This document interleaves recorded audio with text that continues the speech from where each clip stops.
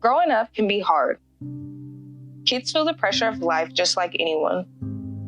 But if you're in the foster care system, it can be way harder. Any little obstacle you run into gets magnified by everything else that's going on in your life. Imagine trying to focus on studying for a test when you don't even know where you're going to be sleeping next week. What I love about Treehouse is really how they put youth into the center of the conversation.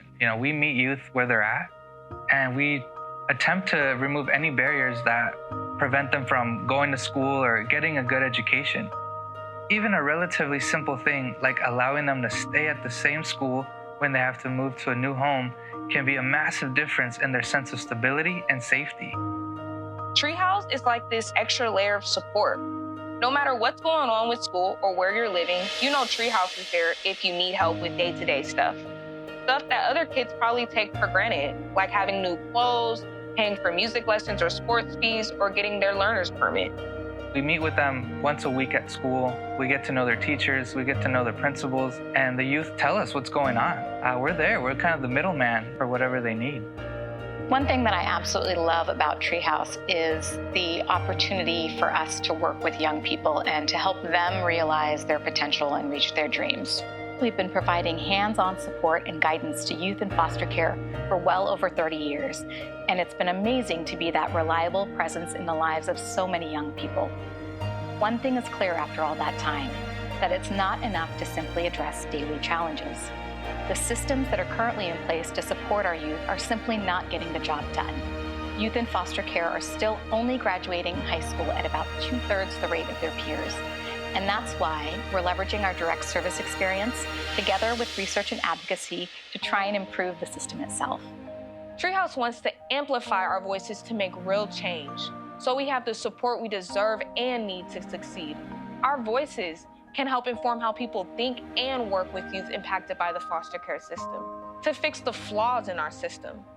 Having someone care about you and having someone understand you and feel for you makes you want to do better and makes you want to succeed. They helped change my life.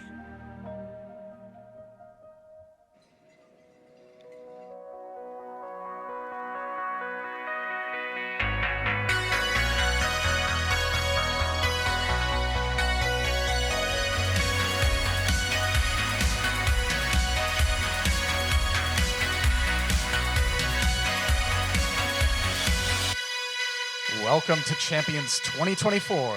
Please welcome to the stage, Angela Poe Russell. Everybody, welcome to Champions 2024. You made it. We are so glad that you're here. As he said, my name is Angela Poe Russell, and I've been a friend of Treehouse for several years now, and I'm just delighted to see so much support in the room. I'm hoping you'll do a quick favor for me. In addition to being super generous today, which I know you will be, we have a virtual audience. And I'm hoping you'll say hi. Will you help me say hi? Okay, first of all, Xander's gonna come on stage with the camera. Hello, everybody. So these are supporters on Treehouse too, virtually. So we're gonna spin the camera this way. Would you mind giving them a wave? Yay, we're so glad that you're here. Welcome, welcome, welcome to those of you in the room, to those who are joining us virtually.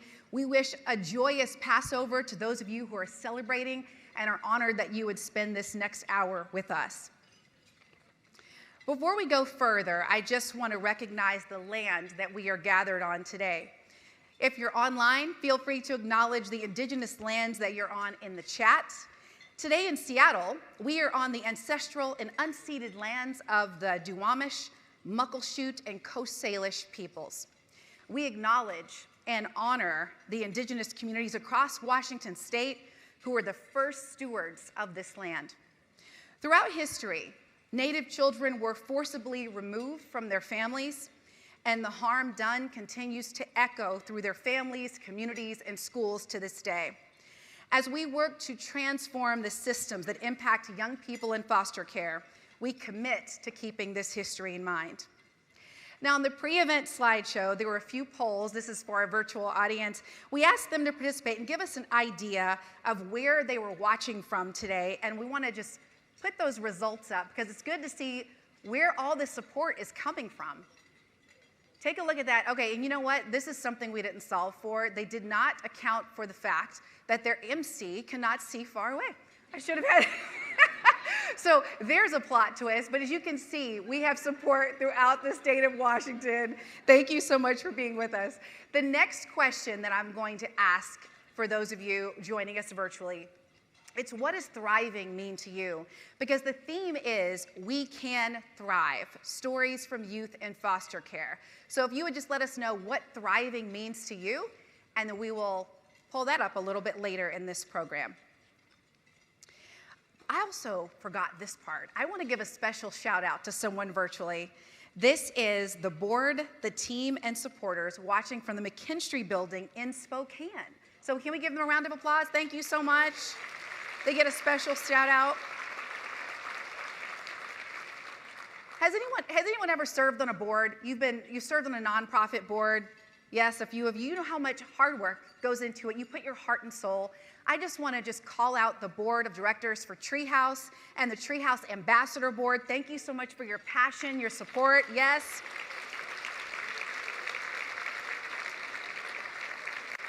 And where are my table captains? I know I have a lot of table captains in the room because you help fill the tables. Yep. You're the reason people are here today, so thank you so much for all that you're doing. And we have a virtual table captain and staff member, Kathy Long, Spokane. She registered the most people, 20 people, you all, 20 people. Yes, thank you, Kathy. Now, I also want to thank the amazing staff because none of this could happen. Treehouse is filled with mission-centered, heart-driven people, so thank you for the work that you've done for this event and throughout the year. Thank you. Okay, yes, we can give them a round of applause. And I have some sponsors I want to thank because, look, I'm a big believer in the power of community. It takes you as champions, and when we get our corporate community involved, we can really amplify our impact. So I just want to acknowledge some folks who are champions of Treehouse today. If you'll hold your applause while I get through that list, I'll appreciate it. We want to thank our generous corporate sponsors, Microsoft and the Seattle Times. Also, Alaska Airlines, Amazon, the Boeing Company, Gibson Family Foundation, and Symetra. Yes, love them. Also, Buckley & Associates, K&L Gates, KeyBank, KPMG, Puget Sound Energy, and Wilson Sonsini Goodrich and Rosati Foundation. And to all the other amazing companies supporting us today, we are grateful for your support and for your partnership. We'd like to recognize and welcome Governor Jay Inslee and First Spouse Trudy Inslee and all the current and former public officials, both watching and here person. You are vital to this work. Can we stand? Would you mind standing? Governor Inslee and First Lady Trudy, I don't know where I heard you're really close, but if you would stand, thank you so much. If you're able, please stand. Any other elected officials, thank you so much. It is not an easy job, not an easy job. We're so grateful. Okay, we have a matching pool today, our Champions Matching Pool. We have a passionate group of donors who raised more than $452,000 to inspire your support today. So here's how it's gonna work. Today, they're gonna triple every gift over $1,000. Triple, okay? And they're gonna double every gift of $300. And that includes if you choose the monthly option. So if you're saying, hey, I could do $30 a month, you will still be eligible for that match. Isn't that cool? And here's the deal. You can donate anytime by using the QR code on your table or through the donate icon online. And of course, you're welcome to donate now, but we'd love for you just to stick around and hear more of the stories so that you'll be inspired to just stretch as far as you can. Now I'd like to introduce someone really special to Treehouse. She's been a supporter in many forms, on staff, a corporate sponsor, I should say corporate partner with Symetra, has served on the Treehouse board since 2018, and is the new chair of the Treehouse board. Please welcome Sharmila Swenson. Nice to see you.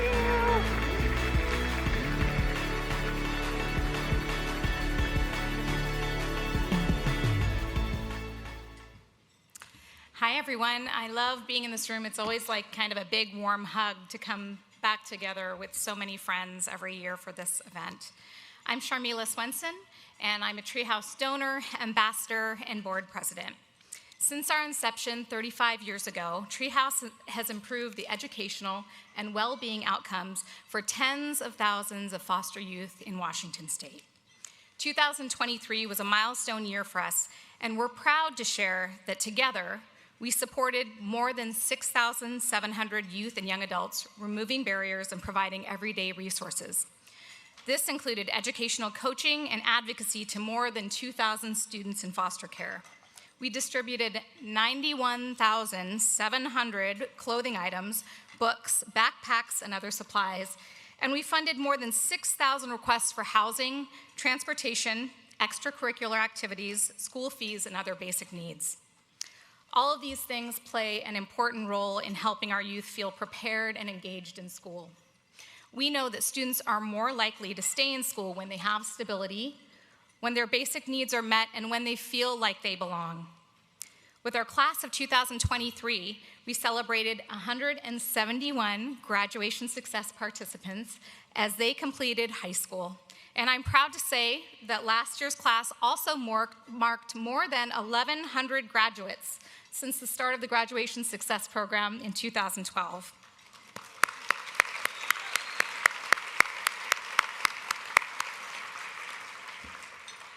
Many of you have been along with us that entire time, so thank you. Over the past decade, the 4-year state graduation rate of youth in foster care has increased from 36% to 53%, and that is twice the rate of increase of the general population. It's incredible.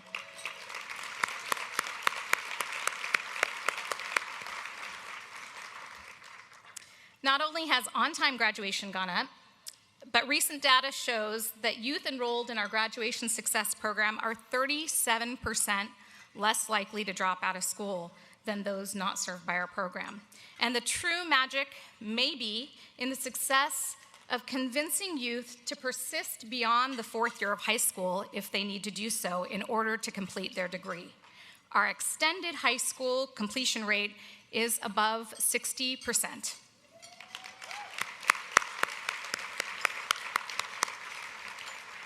I could not be more proud of all that we've achieved over these past 12 years.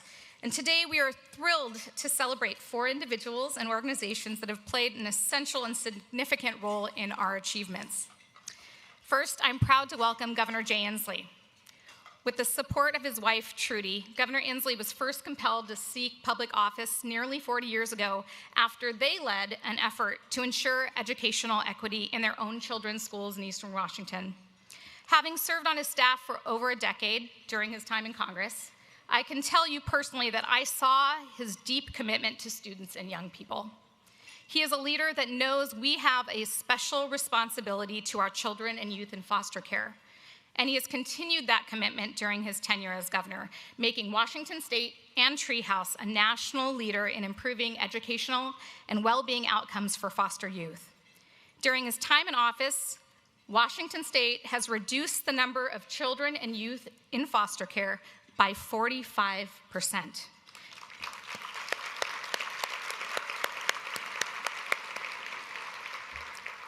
And we've extended foster care from age 18 to age 21, including a bill that removes all limitations to eligibility that he signed into law just last month.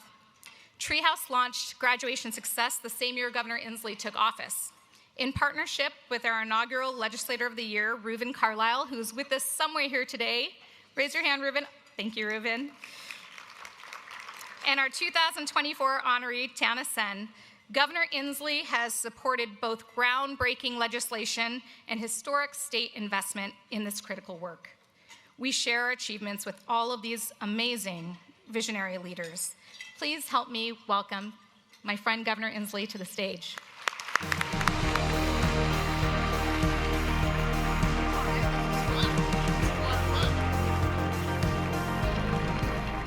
Thank you, Sharmila. Trudy and I are very proud of you, and so is your father, who is here today. We want to thank him for giving us Sharmila and her leadership. This is really fun for Trudy and me. When I was thinking about why I'm having so much fun being here today, I hark back to my youth in White Center, where the buddies and I had a tree house, and we would go up in the tree house on 116th Southwest, and we would say what we wanted to be that day. And I remember my buddy Greg Brooks, he said, I want to be a ship captain, so let's be a ship today. And Mike would say, I want to be an astronaut, so I want to be the captain of this astronaut. And I used to say, I want to be a governor so I can welcome Treehouse someday. And the great work they're doing, and here I am. It is a joy. It is a joy to be in a room with people who have made such a difference in people's lives. And when you think of Washingtonians, you can't think of a more deserving, more lovable, more promising group than these young people who have such potential if they just get a little hand of their difficult circumstances. And I have to tell you, when I see the strength of these kids who are going through the foster care system, you can't find a more inspirational story other than Rudy. It's just incredible what they do. I was very fortunate, had a stable youth, and when I see what they're willing and able to overcome if they just get a little help, it is extraordinary. And everybody in this room has played a role. Now, we've talked, and Sharmi has talked about the progress we're making of significantly increasing graduation rates. You know, we've decreased youth homelessness by 40% in the last 7 or 8 years as well. We've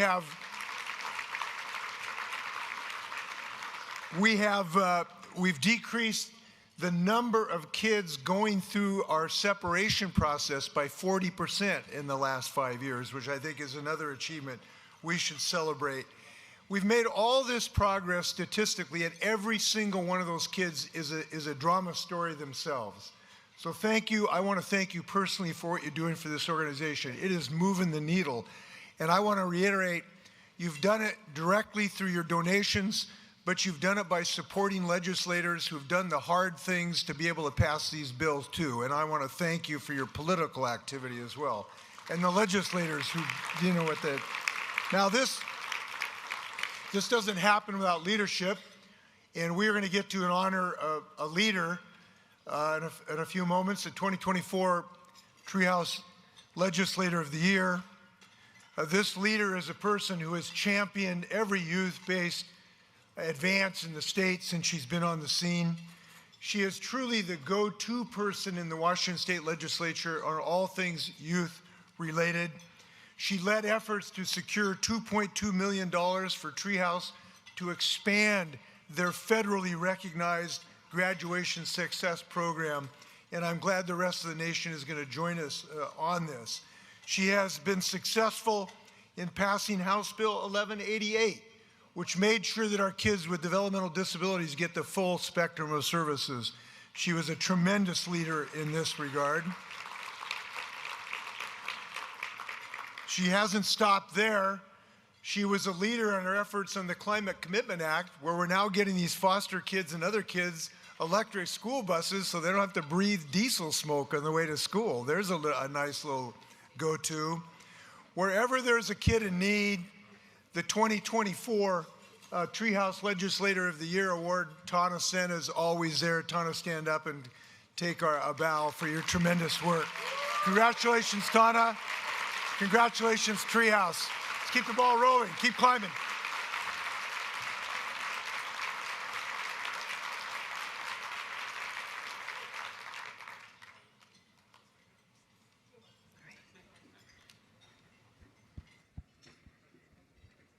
All right, thank you so much, Governor Inslee, Representative Sen. We appreciate you. Shall we get to our other awardees? Let's do it. Let's see. We have a few more people to recognize. So Sharmila's going to help me out here. From legislation to volunteering, it really takes a community far and wide to grow the work of Treehouse. Now we'd like to present the 2024 Wendy Walters Truitt Volunteer of the Year Award. Stephen first found out about Treehouse in 1995 when he was a foster parent and brought his foster daughter to the store. After retiring from Boeing, he became a volunteer and has been a cherished member of the Treehouse team store for over 10 years. He brings a lot to the warehouse, but is most well known for his humor and his quiet dedication. We know that he does not like the spotlight, but we are so incredibly grateful for his role as a volunteer, a donor, and a friend to Treehouse. Please join me in celebrating Stephen Mead, our 2024 Volunteer of the Year. Stephen, please stand so we can recognize you.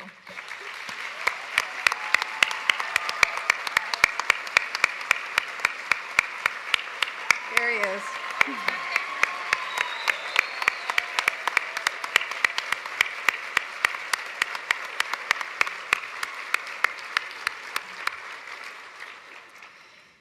This next award is honoring a 35-year partnership, 35 years with Treehouse as the 2024 Community Partner of the Year. This past December, Cairo News Radio celebrated 35 years of holiday magic. What originally began as this spontaneous holiday gift drive turned into a dynamic radiothon. The 2023 program was particularly impressive. Cairo News Radio staff from multiple departments created heartfelt on-air and online features that told memorable stories about youth and foster care. There was an online auction. There were interviews with UW athletes and Seahawks players. I remember Chef Tom Douglas being there. There were musical performances, a call center. I filled in for Ursula that day as part of this 13-hour day of special programming, 13 hours. It was all focused on foster care Treehouse, the work of Treehouse. My friends, you really did it all, and in the process raised more than $110,000 for Treehouse.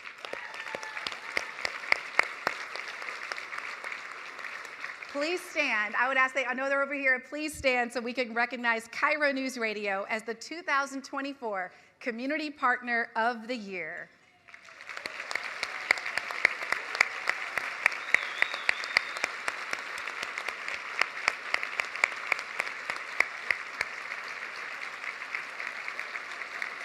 Thank you. It was impressive. It was amazing, and I'll just say, as a quick plug, if you come out to staff the telethon, it's like a good old-fashioned telethon. I got to hang out with Michael Penix in Rome while I was there. So just a plug to come join the celebrities at the telethon there. Our final award goes to the 2024 Corporate Partner of the Year. As the Apple healthcare provider for youth and foster care in Washington State, Coordinated Care is invested in the health and well-being of our young people.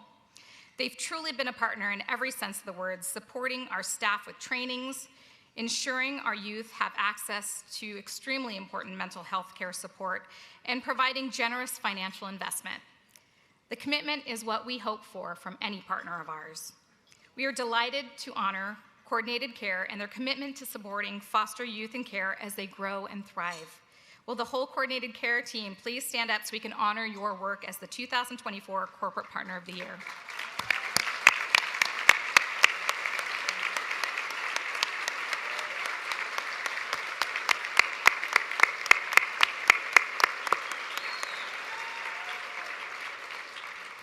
Thank you so much to our awardees, and again to Representative Tana Sen, Stephen Mead, Cairo News Radio, and Coordinated Care. I asked at the beginning of the program, what does thriving mean to you? I would love to check in with our virtual audience. Hans, are we ready to maybe pull up a few of them to see what they have to say about our theme today? A couple of people said thriving to them means growth, success, happiness, and passion.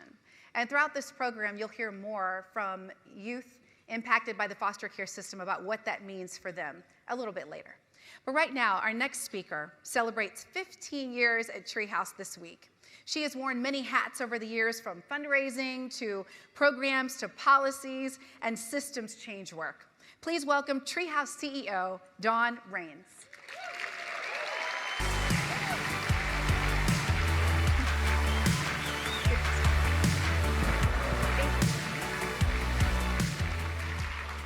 Good afternoon. So great to see all of you. I just have to, this is not part of my prepared remarks, but I just have to say my introduction to Treehouse was that I did an internship in 1990 while I was in college working on Holiday Magic. So I just want to give a shout out to my friends at Cairo before I get started. So good afternoon, everyone. Today is one of our very favorite days of the year because it is the day we get to see and feel and truly experience this incredible community of champions, the community that built Treehouse and continues to support and sustain us. Today, we are surrounded by community partners, elected officials, staff, donors, volunteers. Today and every day, we are lifted by your commitment, your generosity, and your heart. So thank you for being here with us. And please join me in saying a hello to all the hundreds of people that we have joining us online today. Hi, Mom. Maybe you'll see a shout out from her in the chat. So today we are here to amplify the stories and needs of young people impacted by foster care, to hear about how foster care has profoundly affected their lives and how they are taking their lives back. This morning, nearly 6,000 children and youth across our state woke up in unfamiliar surroundings. When CPS showed up, likely at school, a place that should be safe and certain, most never saw that school again. They left behind favorite clothing and treasured belongings. They're worrying about what's going to happen to them and whether or not they're going to see their mom or their siblings this week. This might be their first or their third or their 10th foster care placement. Now imagine what it is like for these young people to go to school in the midst of this kind of trauma, transition, and loss. Often when kids come into foster care, they're forced to change schools. Not only are they without their families and everything they know, they're now also without trusted friends, teachers, counselors, and coaches. They are the new kid again. It takes time to get their school records. They get placed in the wrong classes or go weeks or months without special education interventions. They likely transferred in the middle of a term and are not allowed to join the football team or the jazz choir because they missed tryouts. They miss critical content when they get pulled out of algebra to go to therapy every week, or when they go for court dates that may decide their fate. And when their trauma and loss bubbles over into challenging behavior in the classroom and the school fails to recognize why, they get suspended or expelled. All of this communicates to our young people that school is not a place for them. And that's where Treehouse steps in. Clothing, shoes, and school supplies to help them feel good and fit in. Funding for extracurricular and school activities so they can fully participate. A Treehouse educational advocate to partner with their caregiver and caseworker to get those records transferred, to advocate for needed educational testing or negotiate down a suspension that will keep them in the classroom. A Treehouse education specialist to provide educational coaching and mentoring, to be that stable, consistent adult whose sole focus is to help them achieve their own goals, stay on track to graduation, and create their plan for the future. As you heard earlier, this integrated, holistic approach works. These direct interventions, anchored by human connection, are essential to changing the educational outcomes of our young people in foster care. But they are insufficient to affect the kind of change we envision and know is possible. So let me explain. Despite years of providing effective services that address significant gaps in both the foster care and education systems, we had countless examples of barriers created by these very systems. Placement changes, school changes, special education and discipline practices, and caseworker turnover. Agencies that did not coordinate programs, share data, or partner effectively. In many cases, there were no laws to protect the educational rights of our kids in foster care. These systemic challenges reduce the power of, and in many cases were a significant barrier to, our ability to achieve our mission. At Treehouse, we realized that we could work smart, long, and hard, and our youth still might not be able to succeed in school due to factors outside of their control or our control. And it became clear that we needed to develop and implement a proactive strategy to influence laws, funding, and practice. Today, thanks to our leadership, advocacy, and the collaboration with many partners over many, many years, and many of them are here in this room today, Washington State has some of the strongest laws in the country addressing the educational needs of youth in foster care. And we have a long way to go to implement them effectively. I view our role at Treehouse as creating the conditions for children and youth in foster care to succeed in school and in life on their terms. We listen to the voices of those most impacted and convene the players that can make meaningful change. We leverage what we learn from our work with young people to inform our legislative agenda and advocate to transform our systems. Sometimes that means partnering with government and schools from the inside, and other times it means advocating and challenging these systems from the outside. Last year, on this very stage, I stood before you, announced that Treehouse would open all of its programs to serve every school-age young person in foster care in Washington state, regardless of their zip code. Our reason was simple. Our youth should not be denied access to these critical supports just because they live in or are moved to another part of our state. Over this past year, we've been focused on growing into that footprint. We now have over 200 staff serving youth in every corner of our state.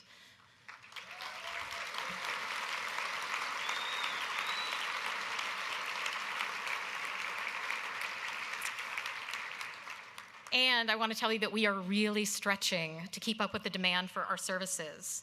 Requests for financial support for basic needs, extracurricular, and school activities are up 35%. Online requests for clothing and school supplies are up 63%. And requests for our driver's education and car insurance are up over 100%. As we expand our youth-centered education, coaching, and mentoring to new communities, requests to resolve tough school-related barriers through our educational advocacy program only grow. And we are advising nearly 100 new young people as they navigate young adulthood. More young people across our state need our services, and we need your support in order to fulfill their needs. 60% of our budget comes from our communities, from people like you. As we live into this expansion, we continue to center 3 critical commitments. If you were here with us last year, these may sound familiar to you.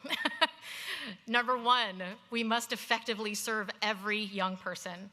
In order to achieve our goal, we must meet the individualized needs of every youth. We must re-engage the young people who are not enrolled in school. We must provide targeted, culturally relevant services to all of our youth, including our tribal youth, our incarcerated youth, our LGBTQIA youth, and our unaccompanied refugee youth who are in this country without a parent. Standing firmly in our commitment to racial equity, we must eliminate the disparities in outcomes for our BIPOC youth. And we are especially proud of our work in deep partnership with 6 sovereign tribal nations. Number 2, we must change the systems. Until students in foster care do not change placements in schools up to 12 times, until current law is fully and effectively implemented, until our students are not suspended and expelled at 4 times the rate of their peers, and until youth who've experienced foster care do not make up 40% of the incarcerated youth in our state, we have critical work to do. And number 3, we must lead the nation. We've learned a lot on our journey, and we believe that we have an obligation to share our expertise to improve education outcomes of students experiencing foster care across our country. We are proud that our work has in part inspired a group of national funders to invest in improving educational outcomes for highly mobile students at the federal level, and that Treehouse has become a key partner to the U.S. Department of Education. We dream of having transformational impact beyond Washington state, of Treehouse becoming the nation's leading expert on the education of children, youth, and young adults experiencing foster care. Over these next 10 years, we will build a path to do just that. In my role, I have the opportunity to meet with organizations across the nation about the challenges our youth face and what more needs to be done. My colleagues in other states often tell me that they wish they had a Treehouse. I can truly tell you that Treehouse is singular, the only organization providing this array of education and other essential supports with this level of effectiveness at this scale anywhere in our country.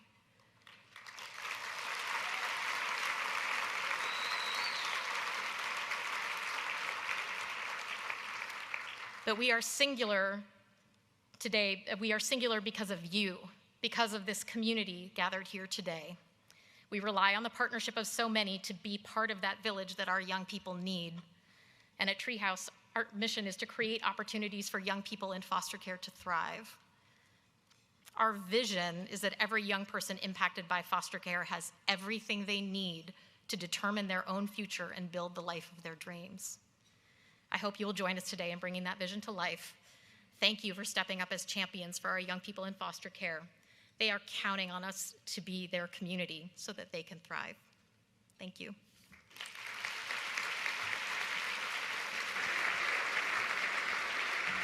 Thank you, Dawn, so much. That's a big vision, and I think it's safe to say we're all here for it. So thank you. This next part of the program I have been anxiously awaiting. I'm really excited about it. Treehouse is in year 2 of something called their Fellows program.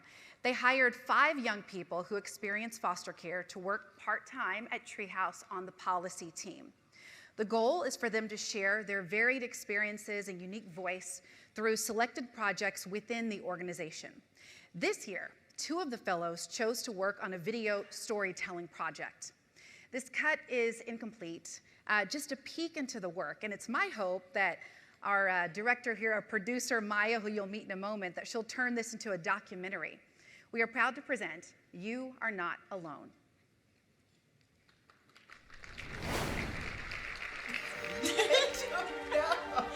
We could have outtakes on this too and put it out. That sounded like I was another.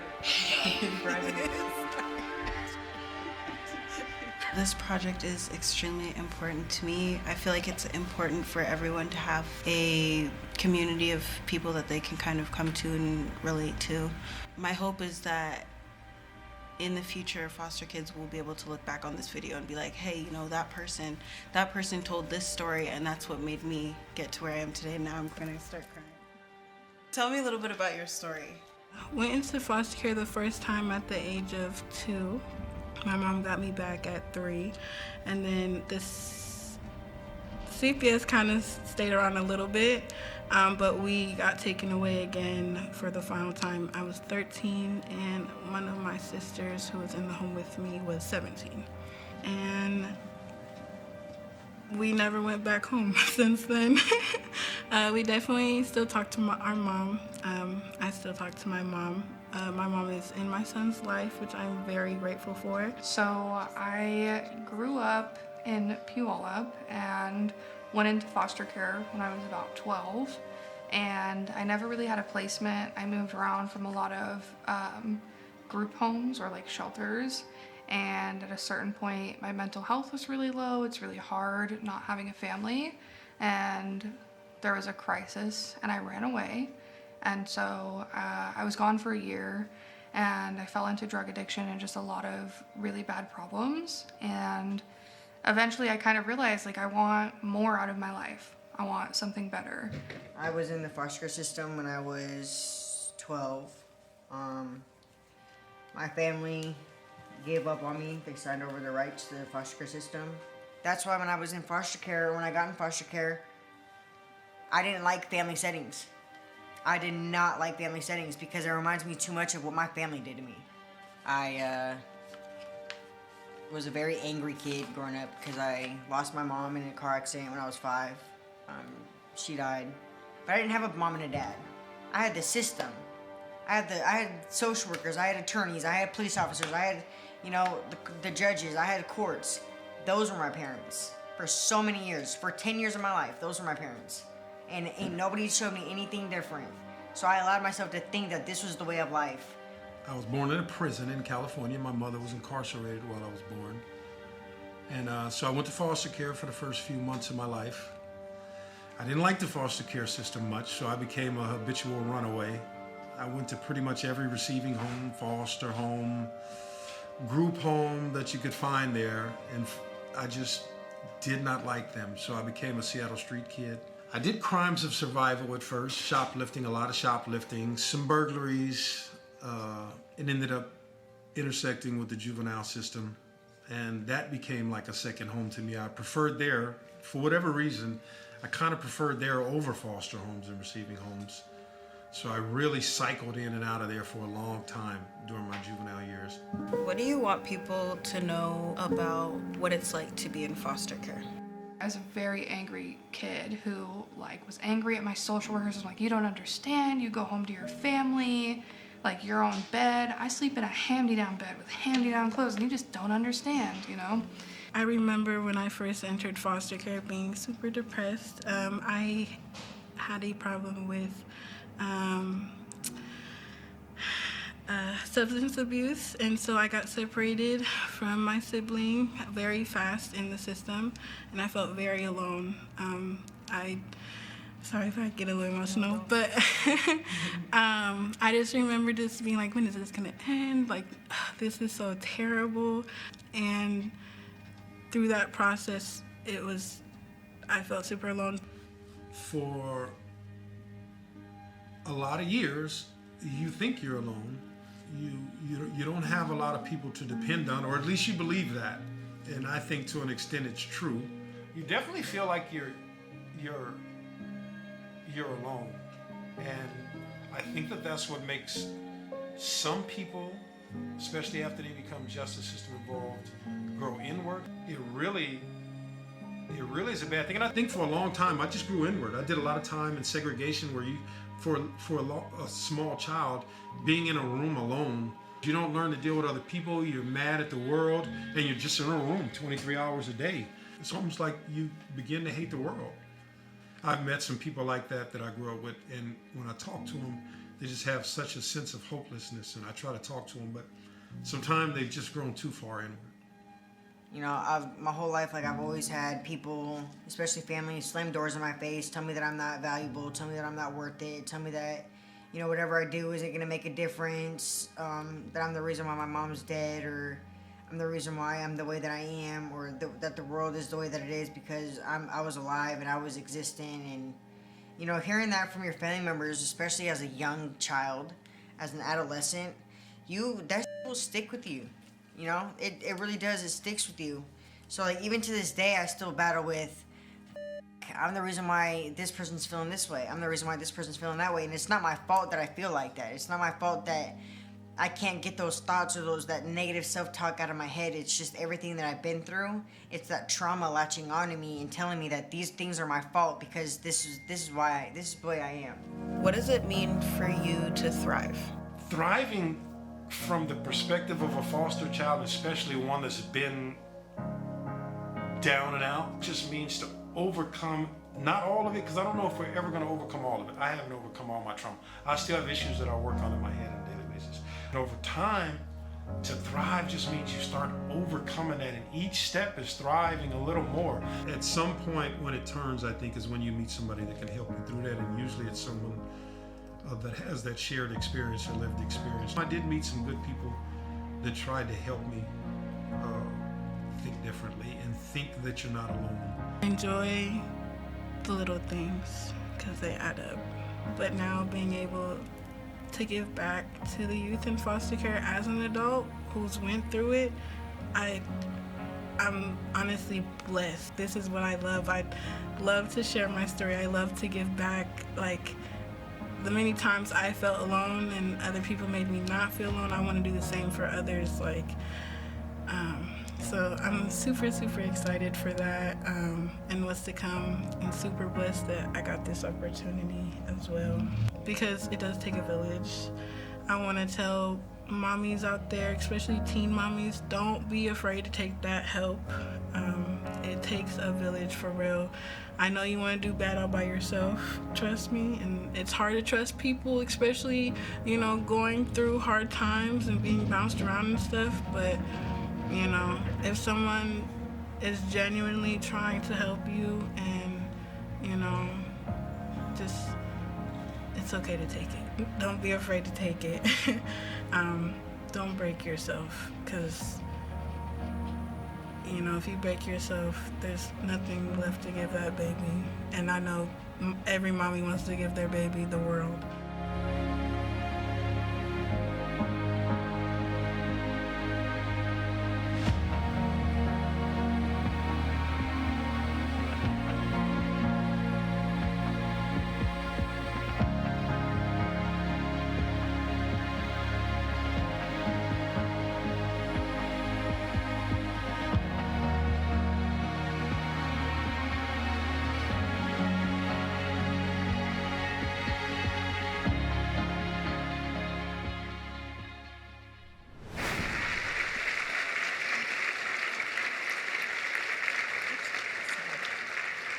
Wasn't that powerful?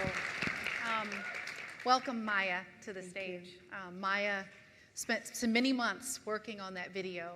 It did. And by the way, I know we might just be a few minutes over, but I promise we'll make sure you're out in a reasonable time. Maya, thank you for working on that. Your theme, "You Are Not Alone," what made you, because I know, ideated on so many different areas, but you settled on that one. Why was that important for you to share that message with the world? Yeah, thank you for asking. I think the main thing for me is wanting to give some sort of hope to other foster youth. I know as a young foster child, I did not have a lot of people around me to give me that. And so the whole purpose of this video is so for other foster youth to see this and to feel motivated, to feel loved, and just to have the strength to keep going. Yeah. How did connecting with your fellows on a deeper level and hearing their stories, how did that impact you as the storyteller? It impacted me a lot. Everyone has their own story to tell, and I just think that everyone needs to be heard. You know, no matter what walk of life you're in, even if you don't feel like you're successful enough, that doesn't matter, you know. Whatever you feel like you're doing to thrive is the most important. Yeah. How did you go about selecting who would be part of it? Yeah, most of the participants in this project were friends of mine, or as I like to say, they're my family. People I met along the way when I was in foster care who are also in foster care, and they mean a lot to me. Yeah. I know that in this capacity you were helping others tell their stories, and I would be honored if you would just share a little bit about your journey in foster care. Yeah, of course. Thank you. So yeah, I entered foster care at the early age of 2.5. I was then placed back into the system at 15 years old. I've kind of been on my own for the most part, but I did have a very lucky opportunity to meet a family, the Halls. They're actually here right now, if they wouldn't mind standing up for me. The Halls, you're being put on the spot.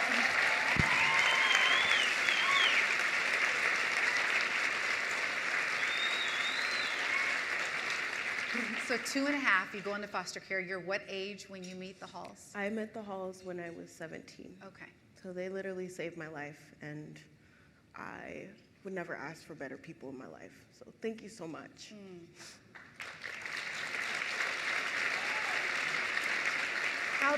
How did they impact you? Tell us a little bit more about that. Well, when I entered their home, I was previously homeless. I was struggling with drug addiction and a lot of other things. And Marcia used to be my, I guess we call it an advocate, but she used to give me rides to like my counselor office, and she'd go in with me and advocate for me. She advocated for me so hard. And I'm sorry, I forgot the question. No, you were just telling me all the ways at the Halls about your relationship. Yeah, and she didn't like my living situation, and so she told her husband, my dad, that she was bringing me home. And so they picked me up and took me home, and I've been home ever since.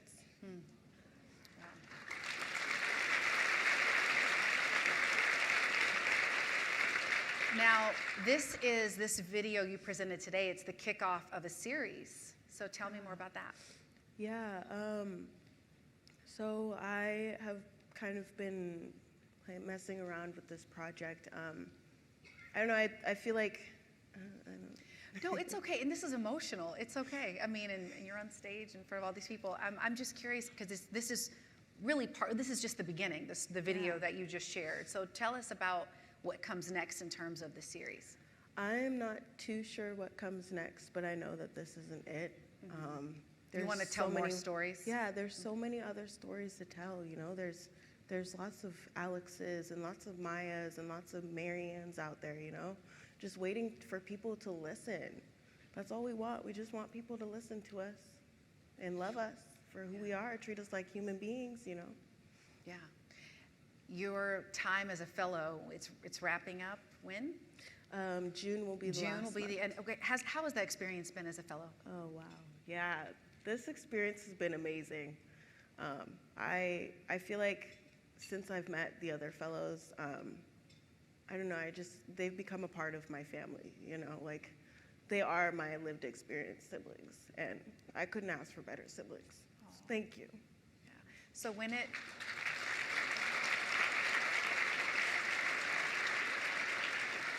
So what's next? So you wrap up in June, and you have some news, right, about what you're doing next? Yeah, we're gonna try and work on a documentary, and possibly a podcast for foster youth. So I'm really excited for that. Okay. And you have a part-time job too lined up, right? Is it a job lined up that you have? I do. I currently also work with iFoster, AmeriCorps. Okay, awesome. So, okay. Anything else you want everyone? You were saying a few moments ago you want people to listen, and you know we're listening to you, and we're very inspired by you and the work of you, your fellows, and all who worked on the video. Thank you.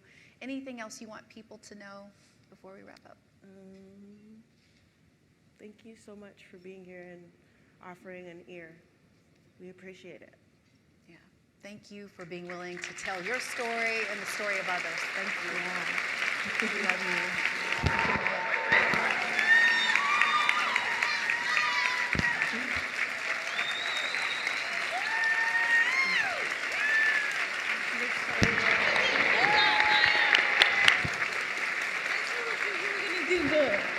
We love you.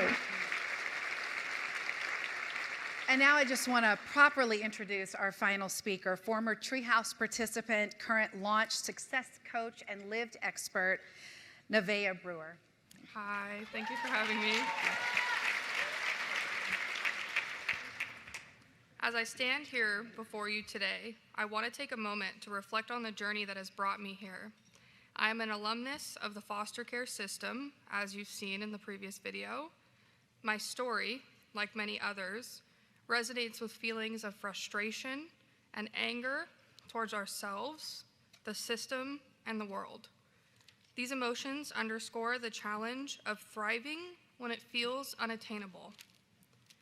High school, for many, is a time of exploration, self-discovery, and building friendships that can last a lifetime.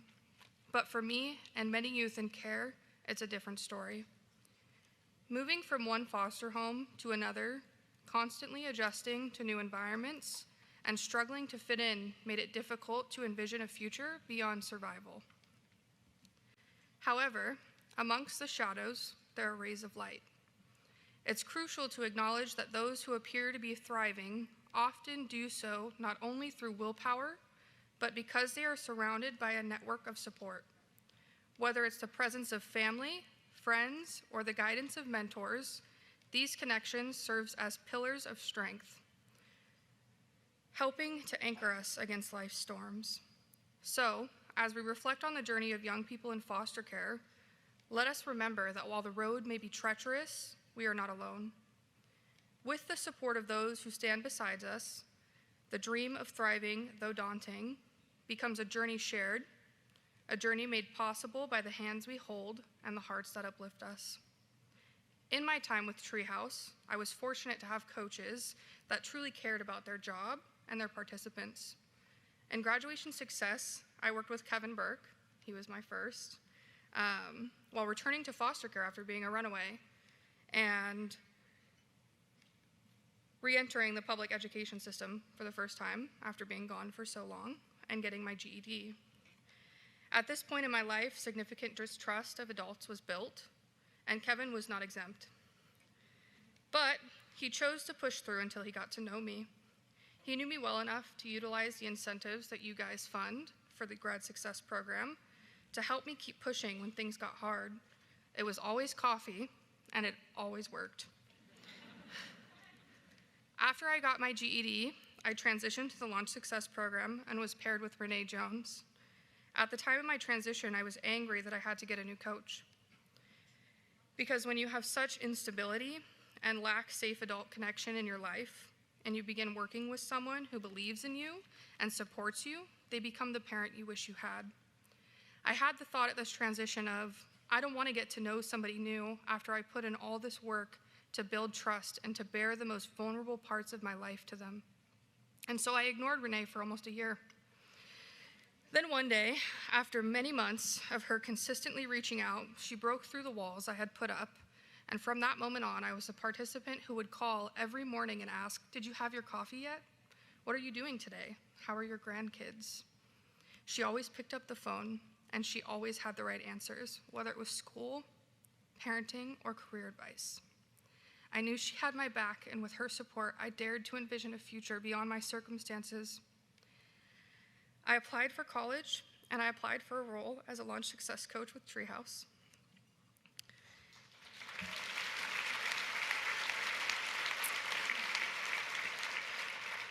Even though I could have ended my time with Treehouse as a participant, I chose to step into this role and be the Renee that other youth need. All of which I never thought possible for my life. And now as I stand on the brink of graduating with my bachelor's degree with honors,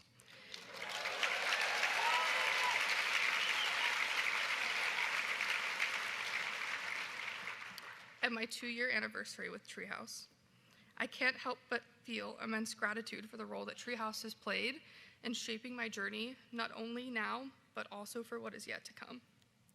Thriving for me meant learning to navigate challenges of foster care, finding my voice, and advocating for myself and now others. Along the way, there were moments of doubt and moments when I questioned whether I had what it takes to succeed. It meant seeking out mentors and allies who believed in my potential even when I couldn't see it in myself. I look across these tables of lived experts, people just like me who survived the child welfare system. This is what thriving looks like. It's being here for each other. It's creating a community and family for each other. It's reminding each other that we are not defined by the worst things we've done to survive. It's being 22, like Maya, and worried about the next generations of kids in foster care, not feeling alone. That's where the support of this community and Treehouse is invaluable to making each of us not feel alone. So as I stand here today, I ask you to join me in supporting Treehouse and their mission to empower youth in foster care like myself. Each of you can create a world where every child, regardless of their circumstances, can thrive.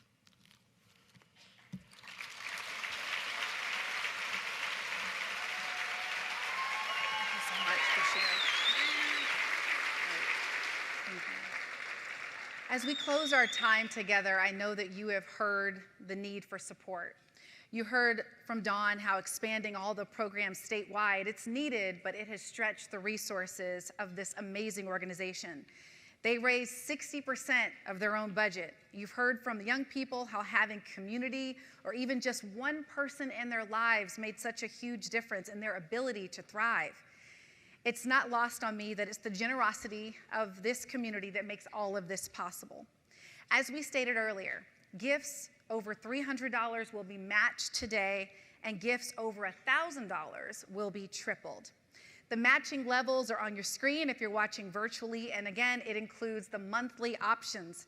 As Sharmila said, we urge you to dig deep. There are several ways that you can make your gift.